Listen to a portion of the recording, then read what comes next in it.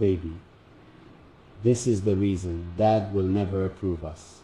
It's not because you're a bad person. It's not because we don't love each other. It's not even because we've done anything wrong. It's because you don't fit the picture he had in his head. The picture he painted for me years ago when he talked about the kind of person he hoped I'd end up with. He always imagined someone with a similar background, same traditions, same beliefs, someone safe, someone simple to explain to family. But you're not what he expected. You walk different, talk different, see the world from a whole other angle. And even though those are the exact things that made me fall for you, those are also the reasons he can't seem to look past. It's not about you being wrong. It's about you being different. And sometimes people fear what they don't understand. I've tried talking to him. I've tried telling him that what we have is real. That when you look at me, I feel more seen than I ever did. That when we talk, it's not surface, it's soul. That you calm parts of me, even I couldn't quiet before. But he still just shakes his head. Still says things like, it won't work. You'll regret this. You're choosing feelings over family. And maybe that's what hurts the most. Not his anger, not even his silence, but the fact that he can't see the goodness in you the way I do. Some days it feels like I'm standing in the middle of two worlds, and both are pulling at me. One is my father, the man who raised me, taught me how to stand tall, who gave me so much of who I am.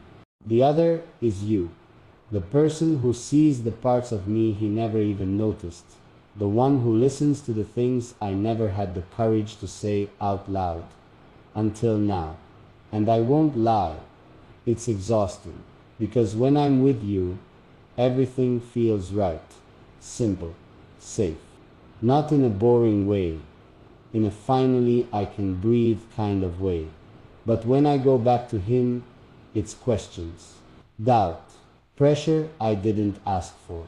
He talks like I'm throwing my life away, when really I'm just trying to live it on my own terms. He says I've changed, but isn't that the point? Isn't love supposed to grow you? Because being with you has taught me more about honesty, patience, and forgiveness than any lecture ever did. You don't try to mold me, you meet me where I'm at. And that alone, that's love, the kind I didn't know I needed. But still, I can't ignore the weight I carry. There's a part of me that wants to make peace with him, wants him to see you, really see you, the way I do. But deep down I know he's already decided. And maybe he's not ready to unlearn what he was raised to believe. That love should look a certain way, come from certain places, follow a safe, predictable path. And we don't. We never did. But that doesn't make us wrong. It just makes us real. There were moments I almost gave in. Not because I stopped loving you, but because the weight of it all felt too heavy to carry alone. The tension, the conversations that always ended in silence. The way my father looked at me, not with anger, but with disappointment. That hurts in a different kind of way. It's not loud, it's not sharp. It's just quiet and deep, like a constant ache under the surface. There were nights I stared at the ceiling, thinking maybe it would be easier to just let you go, to stop trying, to stop explaining, to stop fighting a battle that felt one-sided. But then you'd call me, and your voice would calm something in me that nothing else ever could. You didn't say much during those days. You didn't beg, you didn't try to convince me. You just stayed. You gave me space. But your presence never left. And it was in that quiet support that I realized something important. You weren't asking me to choose between you and my father. You were asking me to choose myself, to stop shrinking, to stop pleasing everyone, and finally ask myself what I need to be happy. And the truth is, I need you, not in a desperate way, not in a dramatic fairy tale kind of way, but in the way where I feel safe and seen when I'm with you. In the way where I can take off the mask and not be afraid of being too soft, too emotional, too complicated. You let me be real. And that's why I stayed. That's why I'm still here. Because even when everything around me said walk away, your love gave me a reason to stay grounded. So now, I'm thinking differently. I'm not waiting for the blessing. I'm not waiting for approval that may never come. Because I've realized some people won't understand a love that didn't ask for permission to grow. And that's okay. It still hurts. Don't get me wrong. I wanted him there. I wanted to see pride in his eyes when I talk about you. I wanted to share moments with both of you in the same room without tension or silence or that quiet look that says, this isn't what I wanted for you. But I can't build my life around someone else's comfort. Not when my peace lives somewhere else entirely. And you are that peace. So now I'm thinking about what it means to move forward anyway, to build something solid with you. Even if it makes other people uncomfortable, to hold your hand in public, not because we're proving anything, but because I'm not hiding anymore. I've spent too long trying to balance two worlds, but this love, this kind of love, only survives when both feet are in. No more half steps, no more hoping people change, just truth. And the truth is, you're the one I want to come home to, the one I want beside me when the days are heavy and the nights are too quiet, and maybe someday he'll see it. Maybe he'll realize that love doesn't always look like tradition. Maybe he'll soften, but until then, we keep moving. Not in spite of him, but in honor of us. Because real love doesn't pause for permission. I hadn't told you everything. Not because I was hiding, but because I didn't know how to say it without my voice cracking in the middle. I was scared, not of loving you, never that, but of what it might cost. What if I lose my father for good? What if one day I wake up and realize I can't go back, that the bridge is gone and no matter how far we've come, a part of me is still carrying that gap? I didn't want you to feel the weight of that. Didn't want you to think you had to fix it. So I kept it tucked away, behind quiet smiles and late night silences that I told you were just tiredness. But one evening, I couldn't hold it anymore. We were just sitting there, your hand resting near mine, not even touching.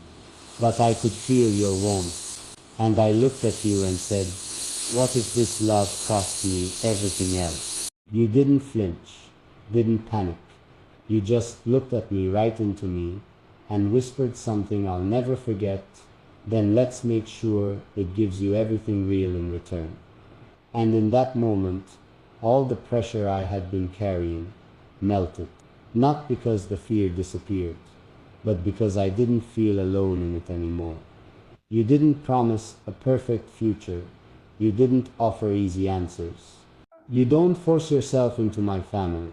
You honor that part of me gently, even when it keeps its distance.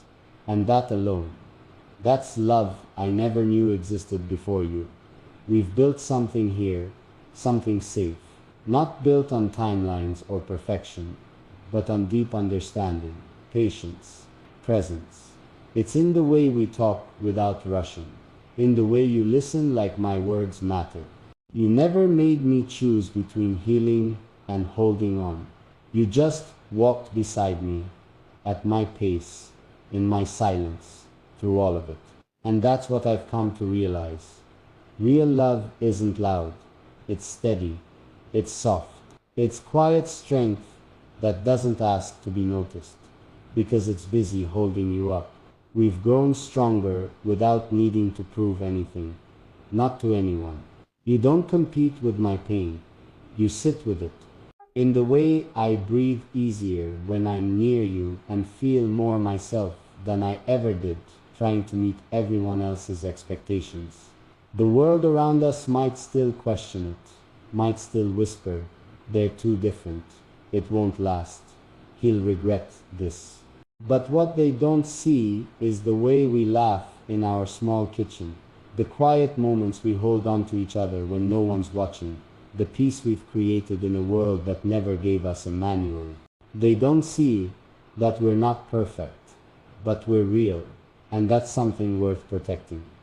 I used to think love had to be understood by everyone, that for it to be real, it had to be accepted, welcomed, celebrated, especially by the people closest to me. But now I've let go of that. Not because I've stopped caring, but because I've started choosing peace. And peace looks like not explaining us to people who already made up their minds. It looks like letting go of the need to defend what feels right in my soul. I spent so long hoping one day my father would come around, that maybe he'd see your heart, see how you love me, with patience, with calm, with care, and maybe he still will. But I've stopped waiting for that day. Because if I keep waiting for everyone to agree, I'll miss what's blooming right in front of me. I've got this rare, quiet kind of love that doesn't shout for attention, but stays when things get hard, that holds me steady when I start to doubt myself, that makes me feel like home, even when the world feels cold.